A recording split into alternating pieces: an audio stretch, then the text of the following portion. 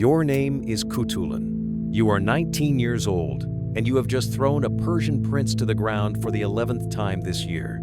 You are the favorite daughter of Kaidu Khan of all Central Asia, cousin of Kublai, great-great-granddaughter of Genghis, and every man who has come to marry you has had to wrestle you first, beat you, and you are his, lose, and you keep his horses.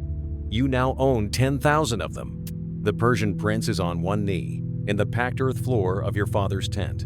His silk court robe is in a heap behind him. His own men are leading 100 of his finest horses past the door into your herd, while he tries to remember how to look at the woman in zodog who just put him there. You have not spoken a word. You did not need to. The deal was made before he came. The Khan's daughter is for the man who can throw her, and 100 head of horses for every man who cannot.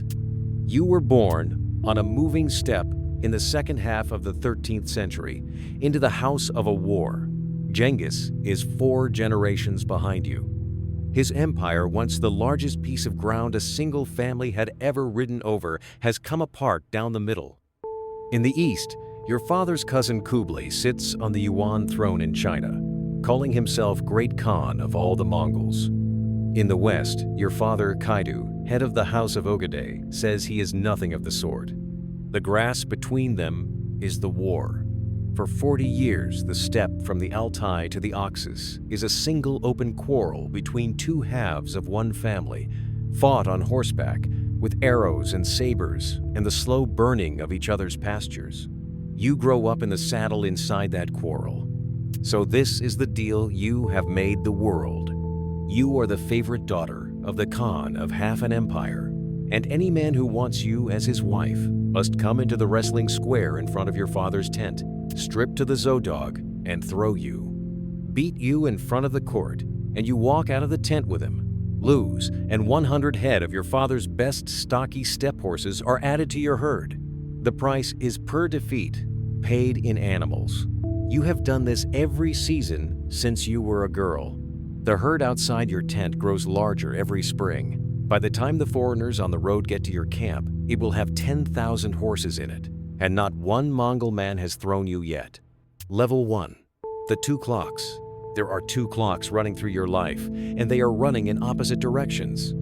The first clock is inside the tent, the obligation, older than your name, that a Mongol princess must marry, bear sons, make an alliance for her father's house. That clock you have not refused, you have only priced. Every season the men come. Every season the herd grows. The second clock is outside the tent, the war of the houses.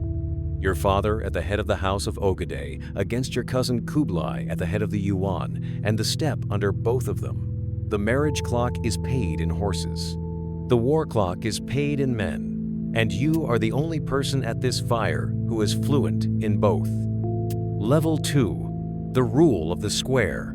The wrestling is not a brawl, it is buck, the wrestling of the Mongols, with its own rules older than anyone at the fire. 2 wrestlers in zodog, the short, heavy leather vest open across the chest, bare arms, broad sash. You grip each other at the collar and at the sash. You take a low stance. The first to put any part of his opponent above the knee onto the ground loses. There is no striking. There is no killing. There is no shame in losing to a better wrestler, only in refusing to come into the square. That is the rule you have placed yourself behind. Not a refusal of marriage, but an invitation to the square. The men who came to take a princess found that they had been asked, in public, in front of the court, to prove they could throw her. Level 3. The herd. A man brings his 100 horses up to your father's camp before the match. He brings them in good faith. He has chosen them carefully. These are the horses he can spare without bleeding his stable. And he is bringing them on the assumption he will be taking them back with him at dusk, along with a wife. After the throw, those horses are walked, in front of him, past the door of the tent where he lost, into the wider herd, your herd. He sits on one knee on the packed earth and watches 100 Mongol ponies pass by, and the watchers count them aloud. Then his own men take him home without a wife, without 100 horses, with the dust of your steppe on his court robe, and he tells the story when he gets there, because that is what men do. So the next suitor comes anyway. because the prize is the favorite daughter of Kaidu, and a man who threw her would walk into the next generation of the empire on her hand. They never throw her. Level 4. The Persian and the Others. The men come from all the worlds that touch the steppe. A Khwarezmian lord in fine Persian wool with a low conical cap and a neatly barbered beard. A Uyghur courtier in silk. A young Mongol noble in his own clean deal who knows the rules better than any of them and loses anyway.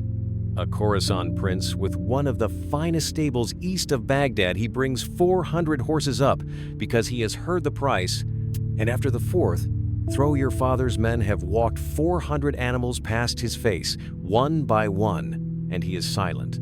There is no version of this where the men stop coming. The deal is too clean. Beat the princess and you take her. Lose and you only lose horses. The risk on paper is just animals. The thing they do not factor is that on the day, in the square, in front of her father, a small woman who has been doing this all her life knows their body before they have moved. Level 5. The Ride Beside Your Father. And here at the height of you, the second clock catches the first. You do not stay in the audience tent. You ride.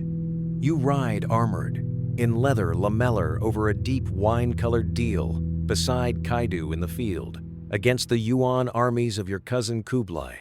The Venetian on the road home will write that you would ride into a Yuan formation and cut a man out of his saddle the way a hawker takes a bird out of a flock and then come back to the lines with the man. Your father sees this. He watches his favorite daughter come back across the dust with a Yuan prisoner under one arm, and the warriors of the House of Ögedei make the noise warriors make when they have just seen the next of them. For one long stretch of years, the war goes your father's way, and the wrestling goes your way, and the herd grows, and the steppe at dusk smells of horse sweat and tent fire, and the warm Bordeaux silk of Kaidu's audience yurt, where the men come back from the field and the suitors come on from the road. The lie is not that you are a princess. The lie is that this can hold. Level 6. The succession he tries to give you. So Kaidu does the thing kings sometimes do when they have looked at their sons and looked at their daughters and counted honestly. He tells the court quietly, then less quietly, that the next head of the House of Ögedei, the next Khan of his name, will be his daughter. Not one of his sons, not one of your brothers, you. The woman in Zodog who throws every man who comes to take her and who rides beside him into Yuan lines and brings men back across the dust. He has earned the right to say it. He has held this country in open war for 30 years. The court hears him, and the male Mongol kin refuse. Not openly, not all at once, the way these things are refused on a steppe, with silence at the wrong moments, with brothers who are not in the tent when the question is asked, with a slow, patient pushback that says, without saying, that the name of the Khan is a thing for a son. You have thrown every one of them in the wrestling square. You cannot throw a custom. Level 7. The father gets old. The first clock and the second clock both belong to the body in the end. Kaidu has spent 40 years in the saddle, in open war against half an empire, and bodies do what they do. The years take him. He is on the steppe in 1301 when he dies, an old Khan after a hard reign, and the House of Ögedei loses the only man who was holding it together by main force. The succession does not pass to you. It does not even pass cleanly to one of your brothers. It splits, the way Mongol successions split, and the steppe of the Altai to the Oxus that your father held in one piece begins, in the years after he dies, to come apart along the same lines that broke the empire of Genghis 4 generations earlier. You are still wrestling, the herd is still growing, the men are still losing, and the country your father built is being unbuilt behind you while you do it. Level 8. The last 5 years.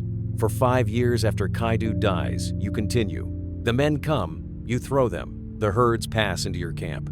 You ride for whichever of your kin is left to ride for, in a war that no longer has the shape Kaidu gave it. You are no longer the favorite daughter of the Khan of half the steppe.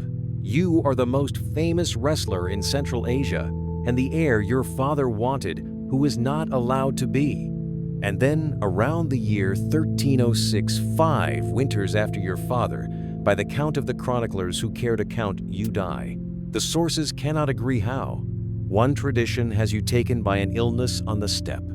Another tradition, quieter and harder, has you killed in the dynastic violence that swallowed the House of Ögedei after Kaidu. The chroniclers move on. The herd is dispersed.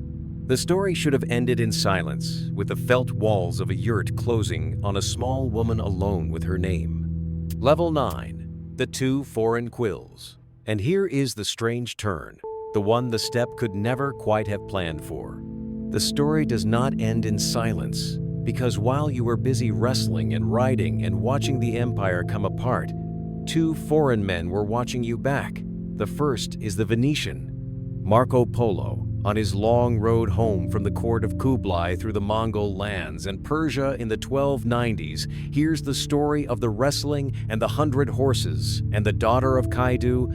And when he gets back to Venice and dictates his travels in a Genoese prison, he writes you in, not as a footnote, as a chapter. The second is the Persian, Rashid al-Din, the vizier and physician at the court of the Ilkhan in Tabriz, sits down around the year your father dies to write down, for the first time, the whole history of the Mongols from Genghis to his own day, the compendium of chronicles, and in those pages, in clean Persian ink, you are there too. Marco Polo gives the world the wrestling. Rashid al-Din gives the world the war. Between them, two foreign hands write a Mongol princess into the only kind of stone the steppe leaves behind, the page. Level 10. What the quills missed and what they did not, and it nearly works in reverse. Without those two foreign men on those two roads in those 2 decades, you are a story your own kin would rather not have told the daughter their father wanted to crown, the woman who threw a generation of suitors in the square, the heir who did not inherit. The Mongol chroniclers who came after Rashid al-Din were not always kind to you. Some Mongol traditions soften you into a footnote or a curiosity or leave you out. But the two foreign hands had already done their work, and a name written down in Venetian ink and in Persian ink cannot be quietly unwritten on a steppe. You become the wrestler princess of Central Asia in the only record that survived, a chapter in Marco Polo and a page in Rashid al-Din. This was the life. A favorite daughter who priced herself in horses and watched the price never get paid. A rider who cut Yuan men out of their saddles beside her father and was offered the headship of his house and was refused it by men she had already thrown in the square. A wrestler who finished her seasons with 10,000 horses outside her tent and a country splitting open behind her. They almost got rid of her. They missed 2 pages, and 2 pages, it turns out, were enough. Another life history for God is waiting. Subscribe.